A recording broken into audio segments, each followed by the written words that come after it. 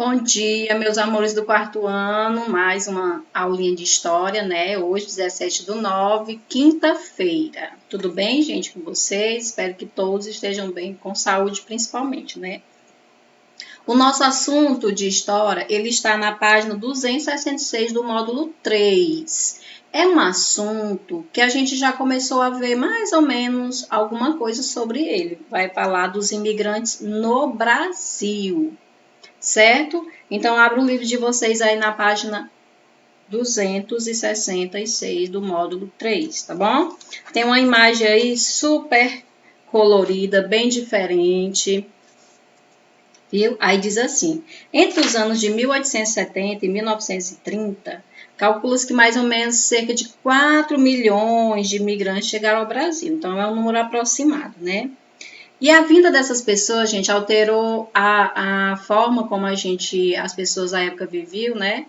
E de lá para cá ainda acontece essa questão da imigração e essa questão da gente adquirir novos hábitos, ter contato com novas culturas, né? Coisas bem diferentes que não fazem parte da cultura aqui do Brasil. Então, é uma diversidade muito grande com relação à população, né? Tanto em raça quanto em costumes, tá bom? E a gente vai ver isso aqui mais detalhadamente, tá? Na página 268 tem 3 imagens, né? 3 crianças. Uma criança é descendente de japonês, a outra de libanês e a outra de alemães. São alguns dos povos que vieram aqui para o Brasil naquela época, bem lá, assim que acabou a escravidão, tá bom? Olha aí a imagem, vai falar sobre a migração, né? E depois a gente vai ver que essa migração, ela ainda acontece, tá bom? Ela acontece de um país para outro, como a gente já falou, ela acontece de uma região para outra, de um município para outro, de um estado para outro, entendeu? E a gente vai falar hoje exatamente dos imigrantes que vieram de fora do Brasil, tá bom?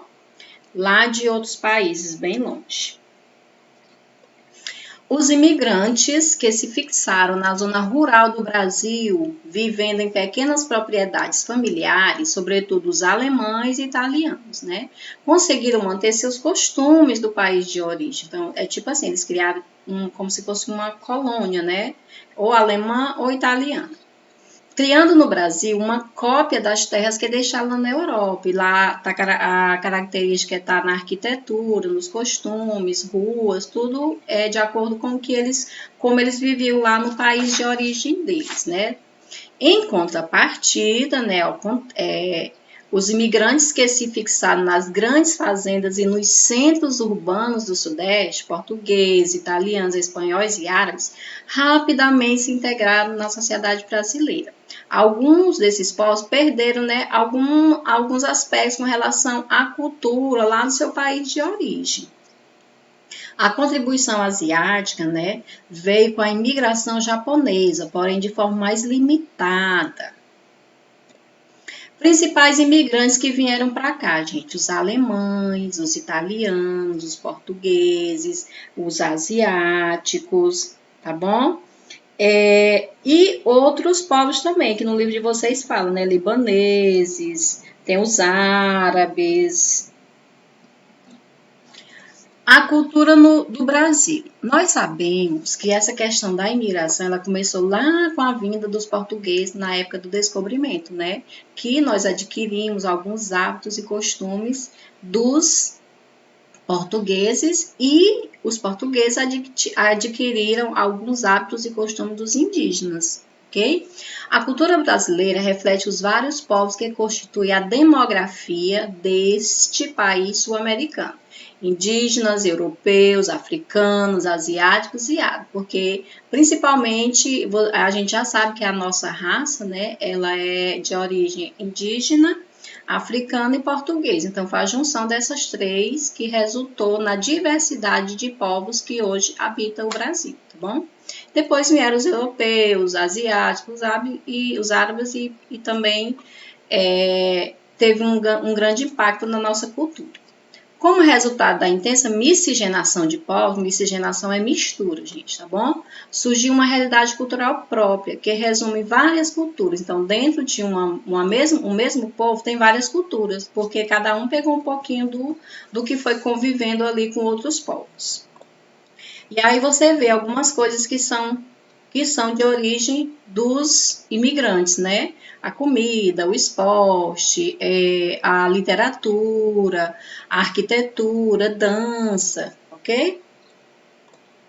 A influência da cultura africana é também evidente na culinária regional, especialmente na Bahia, né? Lá se concentra um grande número de descendentes dos africanos que vieram para cá na época da escravidão, onde foi introduzido o dendezeiro, uma palmeira africana da qual se extrai o azeite dendê. Esse azeite é utilizado em vários pratos de influência africana, como o vatapá, o caruru e o acarajé. Aí você já conhece, né? O acarajé, o vatapá, já tivemos contatos com esses diferentes pratos, né? Se não conhece ainda, procure conhecer porque é muito bom. Contribuições italianas. Foi a cultura que melhor se adaptou ao país, principalmente, gente, na culinária. Hoje, se massas fazem parte do dia a dia do brasileiro, deve-se isso em grande parte aos migrantes italianos, né? Além delas, temos as preparações ala parmegiana e ala milanesa, né? Então, bife à milanesa, bife à parmegiana, lasanha, pizza, vinho, tudo isso aí a gente aprendeu com os italianos, tá bom? Os japoneses, eles vieram para cá depois desses outros povos, né? No começo, a diferença cultural fez com que apenas os imigrantes e seus descendentes mantivessem as tradições. Mas com o tempo, eles foram sendo absorvidos pela sociedade. Um exemplo é o bairro da Liberdade em São Paulo. No bairro da Liberdade se concentra o maior número de descendentes de japoneses do Brasil, viu, gente? Lá eles procuram manter a cultura que eles praticavam lá no país de origem deles, tá bom? E nós também adquirimos algumas coisas, né? Pegamos para nós algumas coisas, principalmente da culinária e do esporte japonês, tá bom? A culinária japonesa foi modificada e adaptada ao gosto brasileiro, como sushis, com creme cheese e com ingredientes locais, como a carne de sol, né? Camarão, frango, então tem sushi aí de todo jeito. Para quem gosta, é uma boa pedida. Árabes, sírios, libaneses, judeus e eslavos. Os árabes, sírios e libaneses concentram-se principalmente nos estados de São Paulo e Rio de Janeiro e lá na região norte do Brasil. Destacaram-se com a atividade comercial, eles são bastante desenvolvidos nessa atividade do comércio, eles estão bem espertos mesmo para essa atividade. Os judeus, devido ao nazifascismo, migraram nas décadas de 1920 e 1930, também nos estados de São Paulo e Rio de Janeiro. A gente vê que eles se concentraram muito na região sudeste. Os eslavos também vieram no século XX e dedicaram-se a atividades rurais, concentrando-se no estado do Paraná, seja agricultura ou criação de algum tipo de animal, tá bom? Os espanhóis são o segundo maior grupo de imigrantes, perdendo apenas para os italianos. Chegaram aqui a partir de 1880. Ao contrário deles, não se espalharam tanto pelo Brasil, permanecendo em sua maioria no estado de São Paulo, 78% dos mais de 750 mil, que hoje resulta em mais de 15 milhões de descendentes. Então, olha só, gente, quanto que aumentou a quantidade, né? Isso juntando italianos, espanhóis com outras raças, tá bom? Árabes no Piauí, exatamente, gente. Aqui nós temos uma predominância bastante expressiva desse povo aí, dos árabes, né?